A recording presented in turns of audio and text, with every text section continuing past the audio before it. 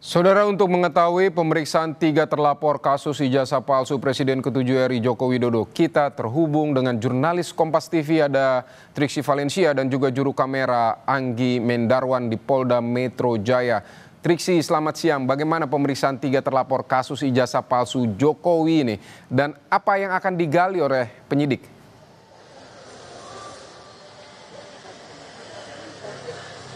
Ya, Vidi, baru saja ketiga terlapor yakni Roy Suryo, kemudian juga ada Kurnia Rayani dan Rizal Fadila masuk ke gedung di Reskrimum Polda Metro Jaya untuk melakukan pemberian keterangan ataupun juga memenuhi undangan sebagai saksi yang dimintai keterangan dalam beberapa laporan yang digabungkan dan saat ini memang sudah naik tahapnya ke penyidikan.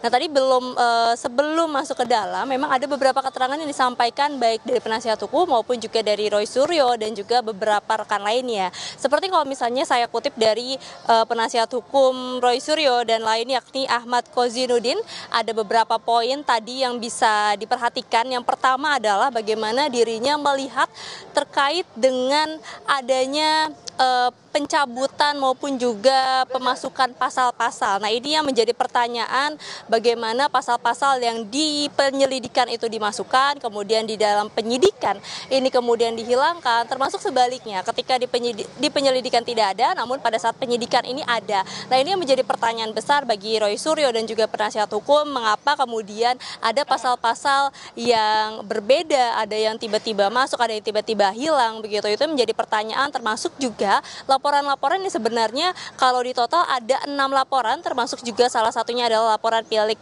Presiden ke-7 Republik Indonesia Joko Widodo. 2 diantaranya ini dicabut ketika akan memasuki ke tahap penyidikan. Jadi memang dari 6 laporan yang masuk di awal, ini hanya sisa 4 laporan saja yang kemudian sudah gelar perkara dan dilihat adanya unsur pidana sehingga pada Juli dilakukan penaikan status, yakni saat ini adalah penyidikan. Maka dari itu kehadiran Roy Suryo dan juga teman-temannya pada hari ini adalah saksi pertama kali statusnya sebagai saksi untuk pertama kali pemeriksaan dalam tahap penyidikan. Nah, itu tadi yang pertama. Lalu kemudian juga yang dipertanyakan adalah bagaimana penyidik ini nampaknya atau diasumsikan oleh penasihat hukum yakni mereka kejar target dan adanya kriminalisasi. Nah, ini yang dilihat juga dari beberapa hal seperti misalnya tadi ada pasal-pasal yang berbeda, kemudian juga bagaimana cepatnya laporan-laporan yang masuk ini kemudian naik statusnya menjadi penyidikan, termasuk juga yang dilihat adalah bagaimana saksi-saksi yang dipanggil ini nampaknya tidak sesuai ataupun juga tidak ada relevansi. Kalau misalnya kita berkaca pada yang kemarin, ada 3 orang saksi juga yang diperiksa. Nah, ini juga tadi disampaikan bahwa terkait dengan pemeriksaan terhadap saksi ini nampaknya tidak ada hak manusiawi begitu ya, karena kemarin diperiksa ada yang sampai pukul setengah 12 malam, ada yang sampai pukul 4 pagi baru selesai. Nah, pada hari ini tadi disampaikan oleh penasihat hukum bahwa kliennya Roy Suryo dan juga 2 orang lainnya yang dilakukan pemeriksaan dibatasi sampai pukul 6 sore saja. Jadi ketika sudah melebihi dari pukul 6 sore ini akan diminta untuk dijadwalkan ulang, tapi dalam agenda pemberian keterangan di pemanggilan pertama, jadi bukan pemanggilan kedua atau pemanggilan ketiga begitu ya.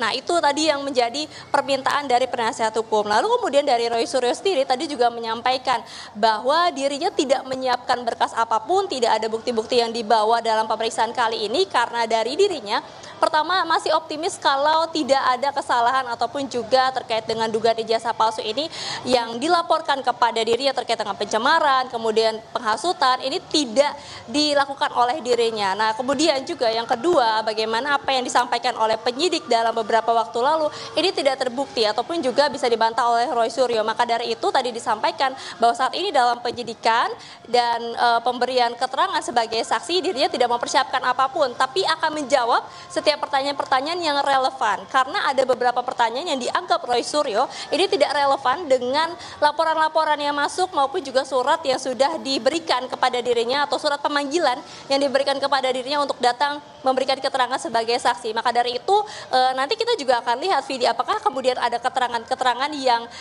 tidak diberikan ataupun juga pertanyaan-pertanyaan yang tidak dijawab oleh Roy Suryo karena memang dianggap ini tidak relevan. Seperti dengan sama yang kemarin juga ada beberapa pertanyaan yang kemudian dikatakan tidak relevan diberikan kepada para saksi ataupun juga dimintai keterangannya kepada para saksi. Contohnya misalnya kemarin itu ditanyai apakah siapakah yang kemudian mendanai TPUA, lalu kemudian siapa yang mengenal TPUA, apakah Anda menjadi admin dalam beberapa channel yang kemudian disampaikan atau link-link yang disodorkan begitu ya kepada para saksi kemarin. Nah itu yang dianggap tidak sesuai ataupun juga relevan, termasuk juga pada hari ini kita akan melihat apakah kemudian juga ada pertanyaan-pertanyaan maksud saya yang tidak relevan, lalu kemudian yang kedua apakah ada keterangan-keterangan yang dikonfrontir dalam pemeriksaan pada hari ini. Nah tadi juga yang menariknya adalah yang disampaikan bagaimana dalam keterangan ataupun juga BAP maupun juga surat yang disampaikan dikatakan bahwa untuk delik tanggalnya ini berubah-ubah begitu. Jadi di awal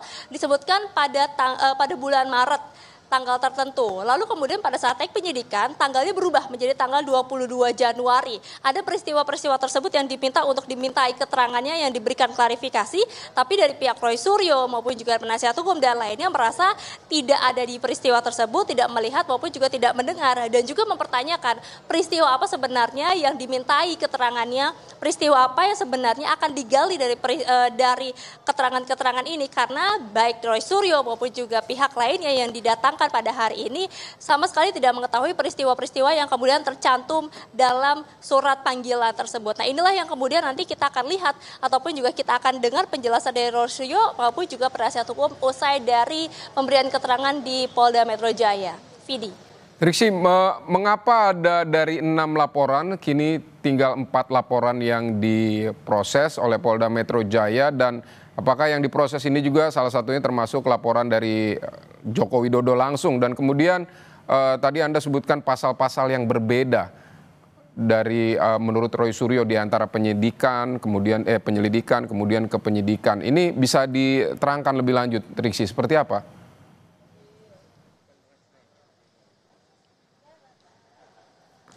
Ya, Vidi, terkait dengan 6 laporan yang masuk, sebenarnya sudah disampaikan oleh Kombes Pol Ade Ari, Kabid Humas Polda Metro Jaya, yakni dari 6 laporan yang kemudian ditindaklanjuti oleh pihak kepolisian dalam hal ini adalah Polda Metro Jaya yang kemudian laporannya ini digabungkan karena dari beberapa Polres ya digabungkan di Polda Metro Jaya ada 2 laporan yang kemudian dicabut. Jadi dari pelapor sendiri kemudian mencabut laporan tersebut sehingga memang tidak ditindaklanjuti oleh pihak kepolisian. Nah sementara 4 laporan lainnya ini tadi dibagi menjadi 2 golongan. Yang pertama ini adalah peristiwa terkait dengan dugaan pencemaran nama baik dalam satu laporan polisi. Lalu kemudian peristiwa keduanya adalah terkait dengan dugaan penghasutan orang lain. Ini ada 3 laporan polisi. Jadi 2 peristiwa ini yang sudah naik ke penyidikan dan dari 4 laporan ini salah satunya adalah milik dari Joko Widodo yang dilaporkan pada 30 April kemarin. Dan kemudian juga dilakukan pemeriksaan terhadap Roy Suryo pertama kali pada bulan Mei, bulan Juli. Kemudian setelah dilakukan pemeriksaan 2 kali, dilakukan gelar perkara dan ditemukan adanya unsur pidana disebutkan oleh Kombes Pol Ade Ari pada waktu itu sehingga kemudian statusnya dinaikkan juga pada tanggal 11 Juli 2025 dan barulah pada hari ini dilakukan pemeriksaan keterangan terhadap saksi-saksi yang diharapkan ini juga bisa membantu ataupun juga membuka petunjuk-petunjuk peristiwa-peristiwa untuk mengetahui rangkaian yang didalami dari laporan-laporan tersebut ataupun juga dari peristiwa-peristiwa yang dicantumkan tersebut. Nah ini yang disampaikan oleh Kombes Pol Ade Ari dalam pernyataannya pada waktu itu, baik terkait penghasutan maupun juga penyebaran berita bohong. Nah kemudian tadi kalau misalnya terkait dengan pasal-pasal apa yang berbeda, tadi dikatakan seperti misalnya ada dugaan pencemaran, lalu kemudian tiba-tiba dimasukkan lagi ada terkait dengan Undang-Undang ITE.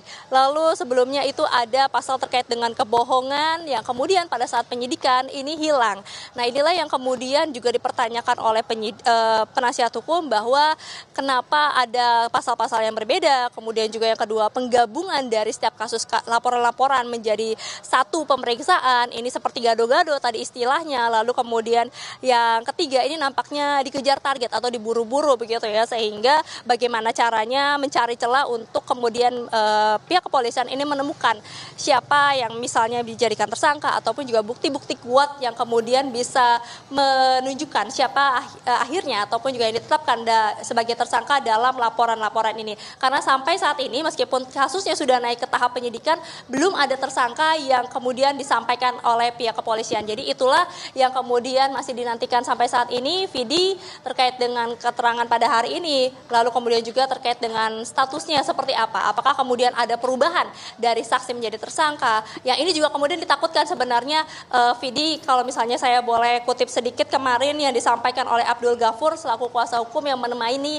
3 orang saksi yang dilakukan pemeriksaan kemarin, selain menyebutkan bahwa ada ada pernyataan-pernyataan yang tidak sesuai atau pertanyaan yang tidak sesuai. Yang kedua yang diasumsikan adalah penyidik ini berusaha untuk melebarkan pertanyaan untuk mencari siapa yang bisa dijadikan tersangka. Ini yang kemudian menjadi asumsi yang kemudian ditakutkan oleh penasihat hukum maupun juga Roy Suryo dan juga teman-temannya saat dipanggil menjadi terlapor dalam dugaan kasus ini.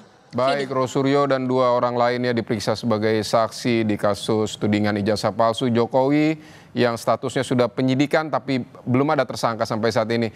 Triksi Valencia, terima kasih untuk laporan Anda dari Polda Metro Jaya.